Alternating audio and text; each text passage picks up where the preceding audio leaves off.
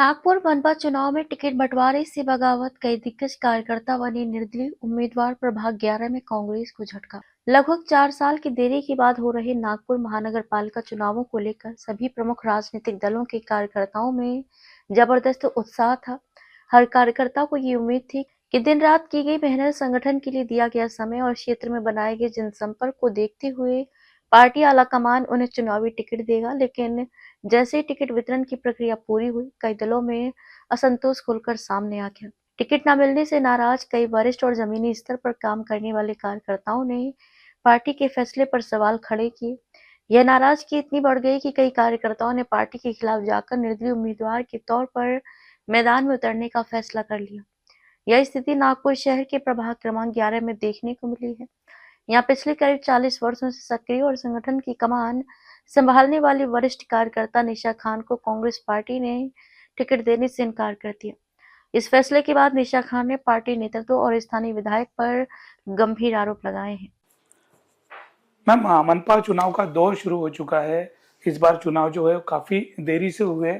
सामान्य कार्यकर्ता जो था वो बहुत राह देख रहा था कि कब इलेक्शंस होते हैं और कब हमारी काम को जो है उसकी कीमत मिलती है, हमें वो ओहदा मिलता है जिसका हम इंतजार कर रहे हैं।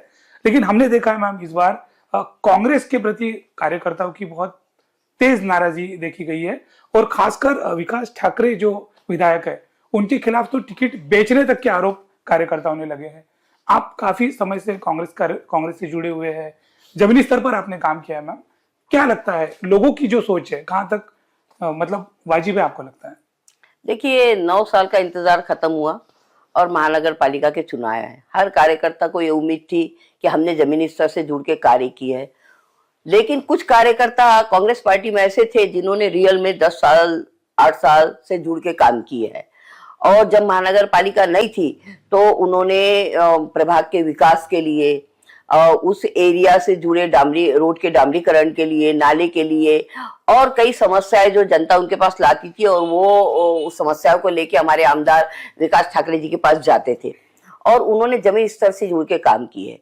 लेकिन जब टिकटों का बंटवारा हुआ तो कार्यकर्ताओं में एक तरह का बहुत ही रोष है, क्योंकि जो सही कार्यकर्ता थे, जो उस टिकट के सही हकदार थे, सही उम्मीदवार थे, उनको टिकटें नहीं मिली। और जो मीन्स कार्यकर्ता, कुछ कार्यकर्ता ऐसे थे जो हमारे पार्टी में थे नहीं थे, जिन्होंने पार्टी में अभी 10 महीने 12 महीने पहले प्रवेश किया, भले वो सामाजिक कार्यों से जुड़े होंगे, लेकिन उनको टिकट दी गई। तो फिर जो एक कार्यकर्ता है वो तो यही समझेगा ना कि या तो टिकट बेची गई है या फिर जानबूझ के ऐसे कैंडिडेट को दी जा रही है ताकि वहां से दूसरी पार्टी की सीट आरामी से आ जाए।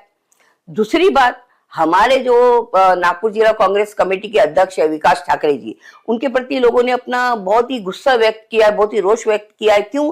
क्योंकि जब एक मंडली, प्रदेश कार्यकारिणी की एक मंडली गठित हुई और उसमें जो कद्दावर नेता बैठे तो उनके नजरों में वो हर चेहरा था, वो हर कार्यकर्ता था, वो हर पदाधिकारी था। तो उस वक्त पे हमारे जो आमदार थे श्री विकास ठाकरे जी और नागपुर जिला कांग्रेस कमेटी के अध्यक्ष, वो बोलते थे मेरे आंखों के सामने मैं वो हर चेहरे को जानता हूं जो कांग्रेस पार्टी से जुड़ा है, जो कार्य से जुड़ा हुआ है, और मैं जो टिकट का बंटवारा होगा वो वही महिला और पुरुष को दिया जाएगा।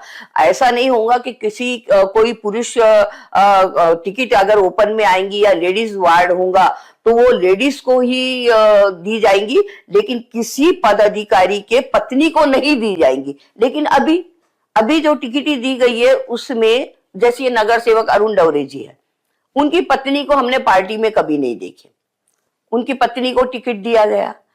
इधर रिजवान रूमी रहना उनका 14 प्रभाग में है और उनकी पत्नी कभी हमको सामाजिक राजनीतिक कार्यों में तो दूर, कभी किसी मीटिंग में नहीं दिखी, कभी दिखाई नहीं दी। उनको 11 से टिकट दी गई। तो ये टिकटों का बंटवारा कैसा दिया गया?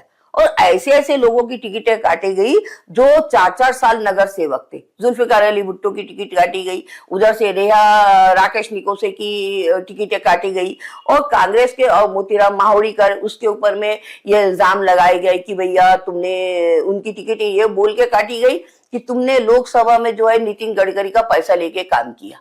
हमारे पास वीडियो है। तो वो तो चैलेंज कर रहा है ना, वो तो 100 लोगों में 200 लोगों में मीटिंग लेके आपको बोल रहा है, पूछ रहा है कि कहाँ है वो वीडियो, बताइए।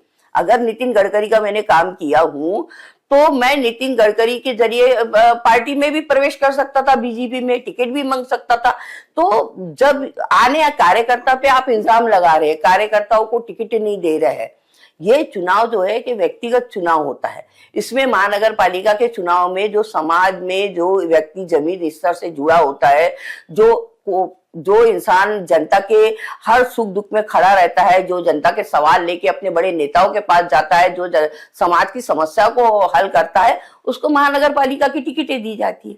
लेकिन टिकटों का बंटवारा कैसा हुआ? तो जो लगाए है, जो कांग्रेस के ही कार्यकर्ताओं ने अभी इल्जाम लगाए है कि या तो ये टिकट बिकी है या फिर कांग्रेस को हराने के लिए ही बीजेपी को ही आगे लाने के लिए ऐसे उम्मीदवारों को, डमी उम्मीदवारों को टिकट दी गई है। दूसरी बात यह है कि आज जो कांग्रेस के कार्यकर्ता है वो नाराज होकर, पार्टी से नाराज होकर बीजेपी में प्रवेश कर रहे हैं। तो जहां बीजेपी में कांग्रेस के कार्यकर्ता प्रवेश करेंगे, दूसरी पार्टियों में करेंगे, तो वहां तो सीधी दिखती बात है ना कि कांग्रेस का संगठन जो है कमजोर होगा। कोई भी इंसान जो है वो जन्म से नेता नहीं होता, वो समाज में बड़ा होता है, सामाजिक कार्यों से जुड़ता है, फिर एक राजनीतिक पार्टी से जुड़ता है, फिर एक नेता को अपना आदर्श मानता है, उसमें अपनी छवि देखता है। और हमने हमारा आदर्श जो माने हैं वो नाना पटोले जी को और अपने विकास ठाकरे जी को माने। जब तक के नाना पटोले जी थे उनपे भी उन्होंने कभी यहाँ पर आए एक संगठन को मजबूत किए थे। जब वो प्रदेश अध्यक्ष थे, एक संगठन को मजबूत किए थे।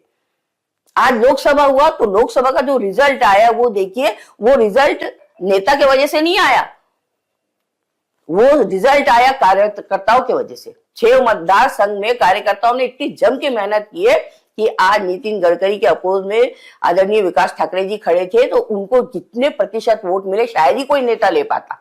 और गडकरी जी नहीं रहते तो विकास ठाकरे ही चुन के आते, अगर गडकरी की जगह कोई दूसरा इंसान रहता। तो ये कार्यकर्ताओं की मेहनत है।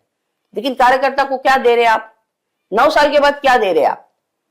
तो मैं जनता से यही अपील करना चाहूंगी, यही आह्वान करना चाहूंगी इस आपके चैनल के माध्यम से कि देखिए, पूरे 6 मतदार संघ में जो भी उम्मीदवारी दी गई है, जिसे भी उम्मीदवारी दी गई है, लेकिन ये उम्मीदवारी जो है वो किसी पार्टी को देख के नहीं देना है, किसी शख्स को देख के नहीं देना है, किसी धर्म को देख के नहीं देना है, किसी जाति को देख के नहीं देना है।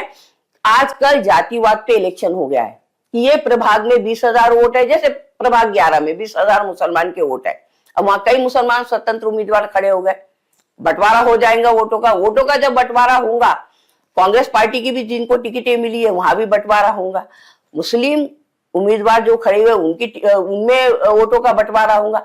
तो दिखती बात है, सीधी सीधी बीजेपी निकल सकती है।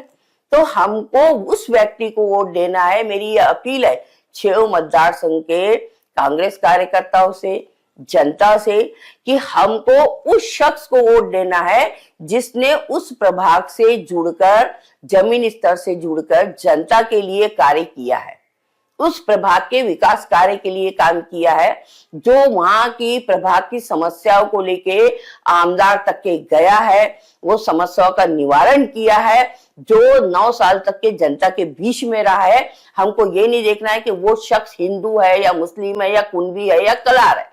वो इंसान अगर सही में जनता के बीच पिछले 9 सालों में रहा तो आगे भी रहेगा। तो मैं हाथ जोड़ के आप सबसे ये विनती करती हूँ कि हमारे प्रभाग 11 से रामभाऊ कड़म्बे जो अपक्ष उम्मीदवार खड़े हुए, हालांकि वो इंसान ने जनता के हर सुख दुख में खड़ा रहा, विधानसभा में कई मीटिंगें लगाया, लोकसभा में कई मीटिंगें लगाया, और छोटी छोटे मसलों को लेके मैंने खुद देखी हूँ, मेरे साथ में वो आमदार विकास ठाकरे जी की तरफ गया, खुद से पानी की समस्या हो, बिजली की समस्या हो, चाहे वो रोड का डामीकरण हो, उसके लिए गया है।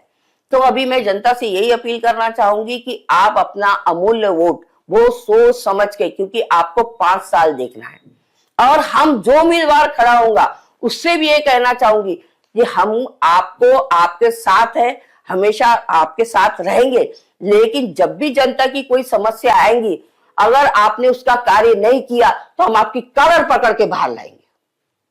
हम आपको वोट दिलाना जानते हैं, अगर हम मनप्पा तक के आपको पहुंचाना जानते हैं तो हम वहां से हटाना भी जानते हैं। तो इसलिए पूरे जनता से ये अपील है कि आप लोग जो है अपना अमूल्य वोट, अपना कीमती वोट बहुत सोच समझ के जो है एक ऐसे इंसान को दीजिए जो हमेशा आपके साथ खड़ा था और आगे भी खड़ा रहेगा। जय हिंद, जय भारत। निशा खान का कहना है कि कांग्रेस विधायक विकास ठाकरे ने उनके साथ धोखेबाजी की है।